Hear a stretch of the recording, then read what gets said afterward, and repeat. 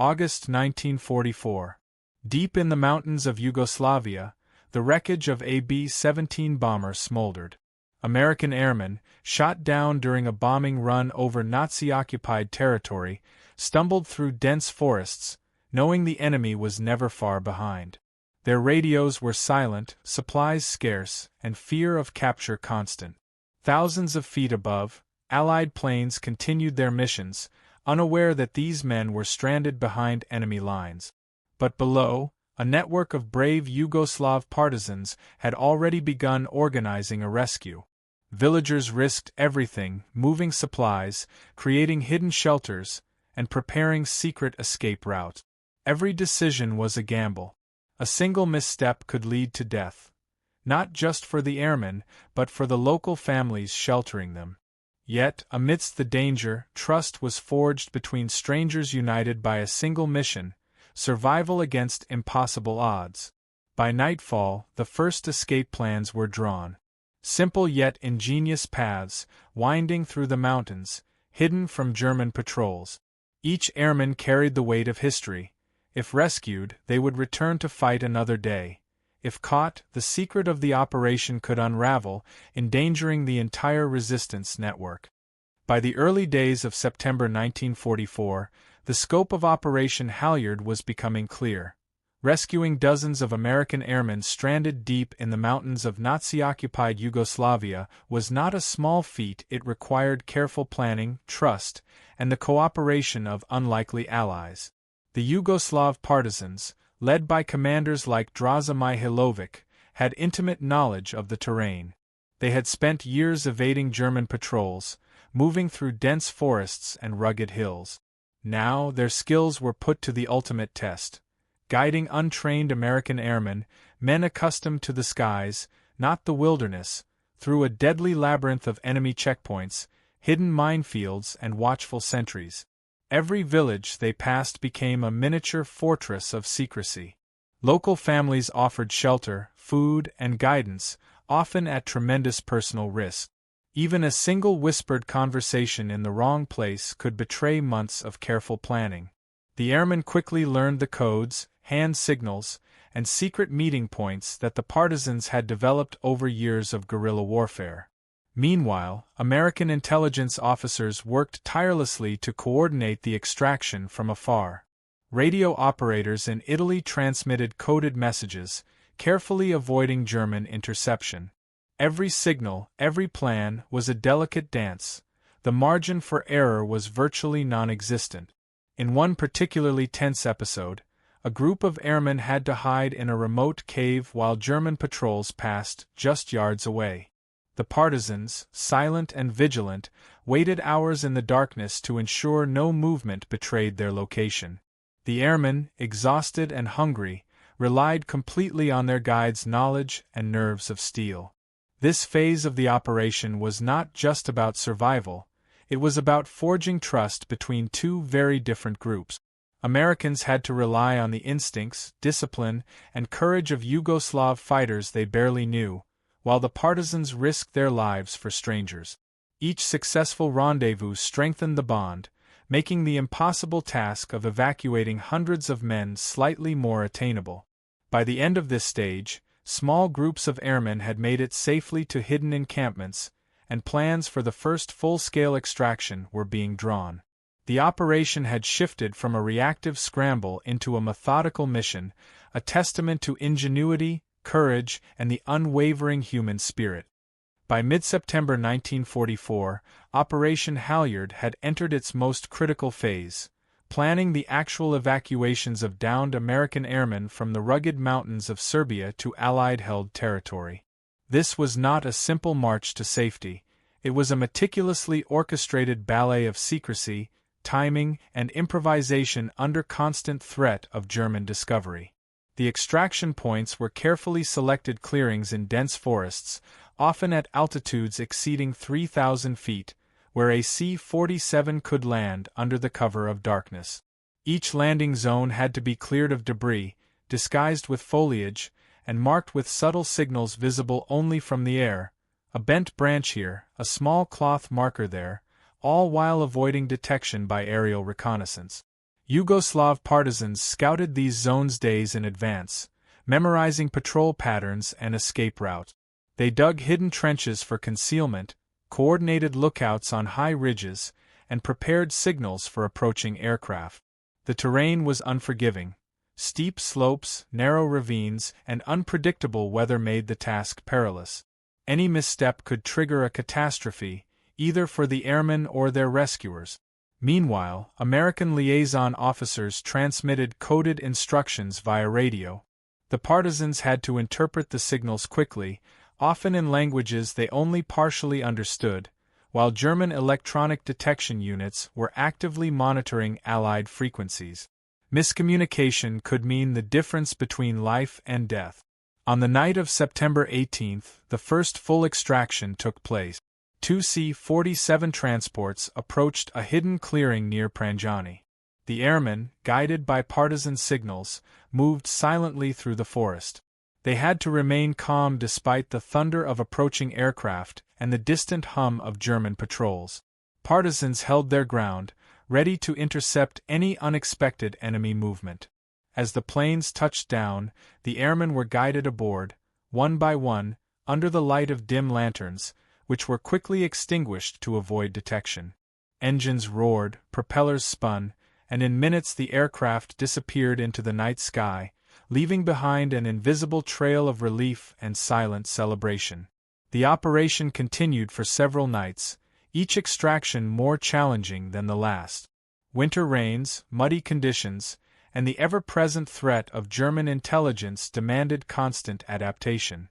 The partisans and airmen developed a system of rotation, using multiple landing zones and decoy signals to confuse the enemy. Each successful mission reinforced their confidence and the extraordinary effectiveness of precise coordination in hostile territory. By the end of September, over 200 airmen had been successfully evacuated, each escape a triumph of careful planning, ingenuity, and courage.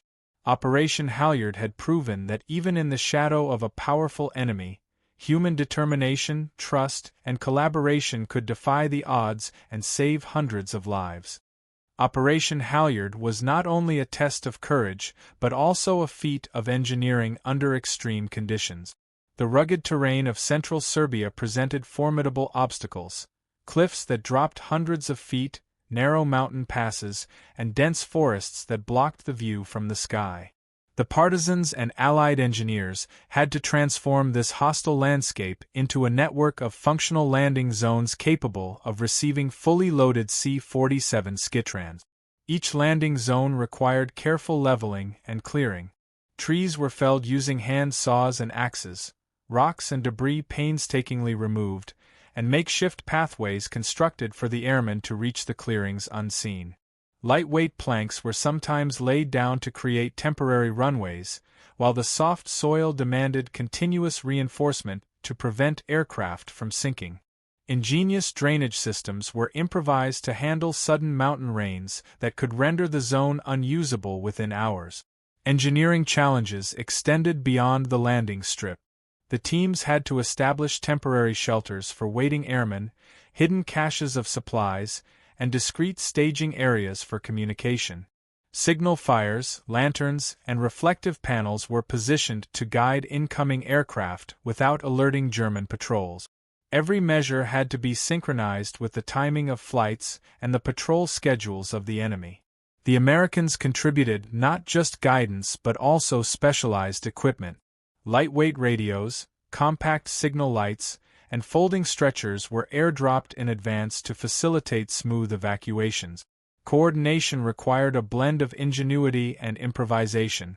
Tools had to be used in ways their designers never intended, and local materials often substituted for manufactured ones. The risks were immense. A single miscalculation in runway length or slope could result in a crash. German reconnaissance flights were frequent, and rumors of airmen being spotted added constant pressure. Yet, the combined efforts of the partisans' intimate knowledge of the mountains and the Americans' technical expertise ensured that the improvised airstrips remained operational. By late September 1944, the mountain engineers had created a network of at least 5 landing zones, each camouflaged to blend seamlessly with the natural environment. These zones allowed for successive night extractions, significantly increasing the number of airmen that could be safely evacuated. The operation became a remarkable example of how engineering, adaptability, and local knowledge could overcome seemingly insurmountable natural obstacles. Operation Halyard demonstrated that survival in hostile territory depended not just on courage, but on the ability to manipulate the environment with precision, resourcefulness, and teamwork. It was a testament to human ingenuity in the face of extreme adversity. The success of Operation Halyard relied not only on courage and engineering, but on careful intelligence work and deception. German forces occupied vast swaths of Yugoslavia, and even minor slip-ups could doom the operation. To protect the rescued airmen, Allied intelligence officers and partisan leaders employed a mix of misinformation, secrecy, and tactical cunning. First, misinformation campaigns ensured the Germans were unaware of the scale and location of Halyard operations. Local populations were briefed to spread stories of small, routine patrols or supply movements, masking the preparation of hidden airstrips. Coded messages were sent through the partisans' clandestine radio networks, often containing false coordinates or timing, designed to confuse German surveillance and aerial reconnaissance. Allied intelligence also coordinated with escaped prisoners and reconnaissance teams to gather detailed knowledge of enemy patrol routes, lookout positions, and garrison strength. This information determined the precise timing of flights and the safest approach path. Pilots were briefed on concealed landmarks, subtle terrain changes, and visual signals that would mark the hidden zones without attracting attention from German spotters. Deception extended to physical camouflage. Airstrips were obscured using natural cover, including tree branches, rocks, and brush. Dummy pathways and false clearings were created to divert German reconnaissance planes. Fires and lights were carefully controlled, lit only in exact patterns to indicate safe landing areas to friendly pilots while appearing as innocuous signals to enemy observers. Even the airmen themselves participated in deception efforts. They were trained to move quietly, avoid unnecessary noise, and adopt disguises when traversing nearby villages. Some posed as local workers or peasants, blending into the environment until they could be escorted to the airstrip under cover of night. Every movement was synchronized with partisan patrols to minimize exposure. German intelligence, despite its vigilance, was consistently misled.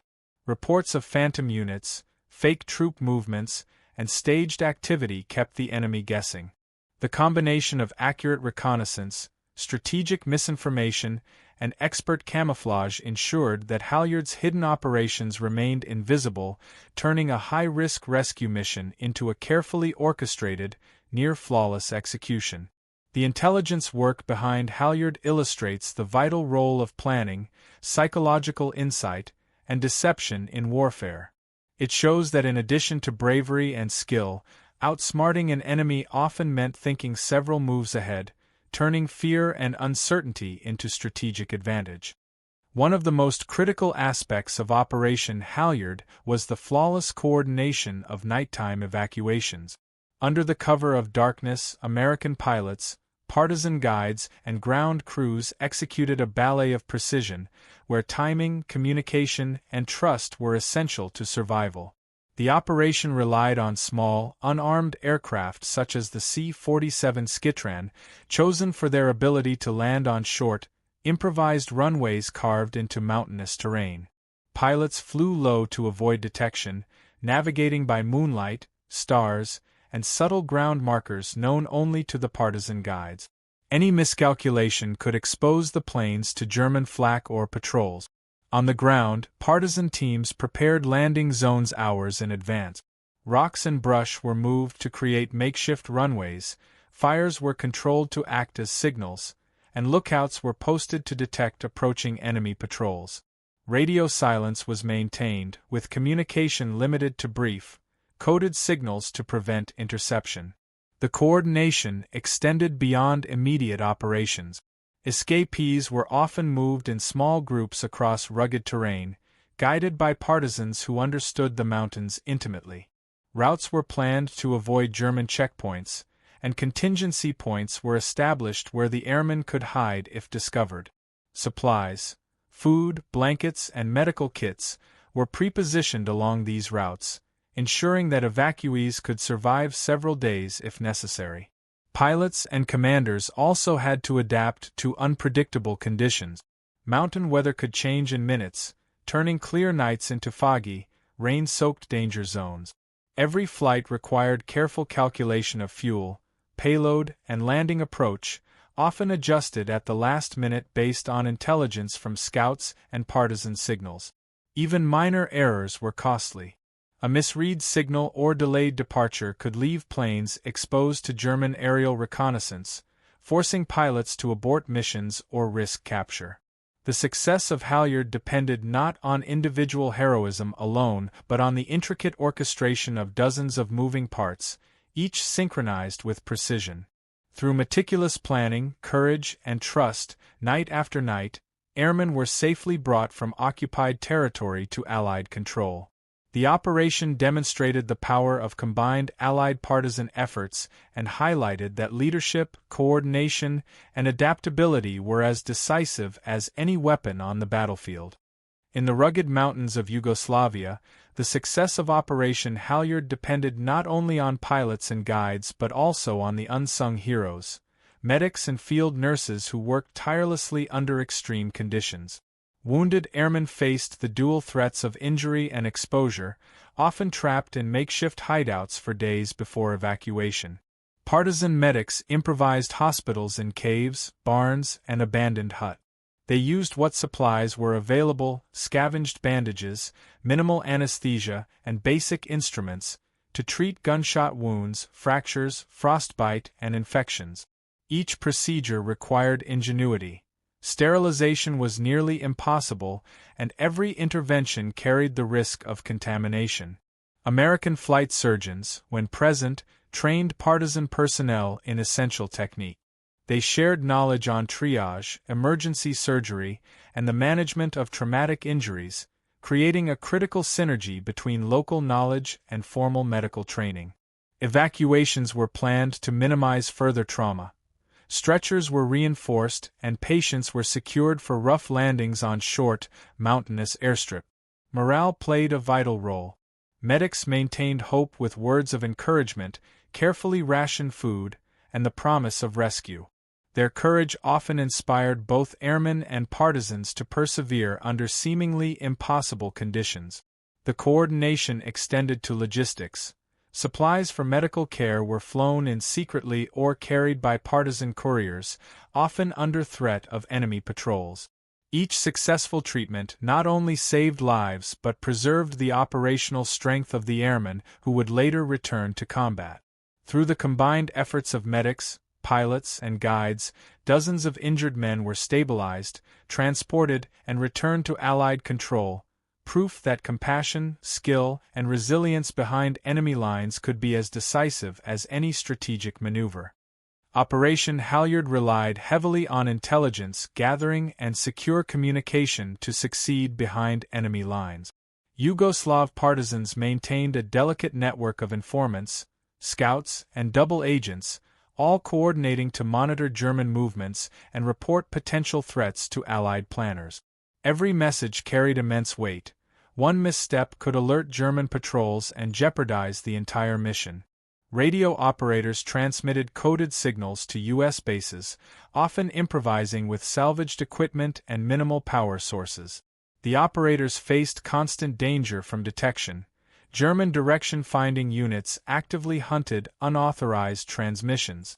To counter this, operators moved frequently, sometimes changing locations daily, and relied on short, encrypted bursts of communication. Couriers played an equally crucial role. Young partisan fighters traversed forests, rivers, and mountain passes carrying dispatches, maps, and critical instructions. Their knowledge of terrain and enemy patrol patterns ensured that vital intelligence reached airmen awaiting extraction. The coordination between ground intelligence and incoming aircraft demanded meticulous timing. pilots depended on exact coordinates for makeshift airstrips, often marked by fires, flashlights, or coded signals. Signals had to be clear yet subtle, avoiding detection while providing guidance through treacherous terrain. This seamless collaboration of spies, signals, and scouts created a dynamic intelligence web. It allowed Allied planners to anticipate German patrols, optimize evacuation routes, and adapt rapidly to changing conditions. Without this sophisticated network of human and technical intelligence, the rescue of hundreds of downed airmen would have been nearly impossible. The success of Halyard demonstrated the decisive impact of intelligence, showing that in modern warfare, victory could hinge as much on information and communication as on firepower or strategy. Operation Halyard was more than a daring rescue mission. It became a symbol of hope and resilience for both the airmen and the partisans. Each successful extraction strengthened Allied morale and demonstrated to the German occupiers that no pilot was truly lost behind enemy lines. For the downed airmen, the knowledge that partisans risked their lives to save them fostered immense trust and determination. Stories of narrow escapes, hidden in caves and braving treacherous mountain terrain, spread quickly among units, inspiring other pilots to remain vigilant and hopeful, even in dire circumstances. On the home front, reports of Halyard's successes, once declassified, served as a psychological boost. They illustrated the effectiveness of international cooperation and reinforced the belief that strategic ingenuity could offset numerical or territorial disadvantages. For the partisans, aiding the Allies strengthened their legitimacy and cohesion, showing that resistance could produce tangible, life-saving results. Strategically, Operation Halyard allowed downed airmen to return to active duty, preserving experienced crews crucial for subsequent missions over Europe. It demonstrated the value of unconventional operations, where small, highly coordinated teams could achieve outsized impacts on the broader war effort. By combining courage, loyalty, and precise planning, Operation Halyard did more than rescue lives. It shaped the psychological landscape of both Allied and Axis forces. German intelligence was forced to spread resources thin, searching for escapees and disruptors, while Allied commanders gained confidence in the effectiveness of collaboration with local resistance movements. Operation Halyard left an enduring legacy that extends far beyond the mountains of Yugoslavia. The mission demonstrated the extraordinary potential of coordination between local resistance movements and formal military forces. By successfully evacuating hundreds of downed airmen, the operation proved that careful planning, intimate knowledge of terrain, and trust in local allies could overcome even the most formidable enemy presence. The lessons of Halyard influenced future Allied special operations. Military strategists studied the operation as a model for combining intelligence, logistics, and human ingenuity to execute high-risk rescues. The emphasis on local collaboration became a cornerstone in subsequent unconventional warfare doctrines, showing that effective resistance networks could achieve strategic outcomes far larger than their size might suggest. For the veterans and airmen who survived, Halyard was a defining chapter of their wartime experience. Their stories, once classified, provided insight into the courage, improvisation, and mutual reliance that characterized resistance efforts across occupied Europe. Many participants went on to share their experiences in memoirs and interviews, cementing Halyard as a remarkable example of heroism and international cooperation. The operation also carried symbolic weight. It highlighted the moral imperative of rescuing fellow soldiers and the human dimension of warfare often overshadowed by machinery and tactic. By prioritizing life and collaboration over mere conquest, Halyard stands as a testament to the resilience and resourcefulness that contributed significantly to the Allied victory. Today, Operation Halyard is remembered not only for its daring and technical brilliance but for its human story, a story of courage, loyalty, and the enduring impact of small groups working together to achieve monumental results. Its lessons continue to inform military strategy, special operations training, and the philosophy of alliance and trust in the face of overwhelming odds.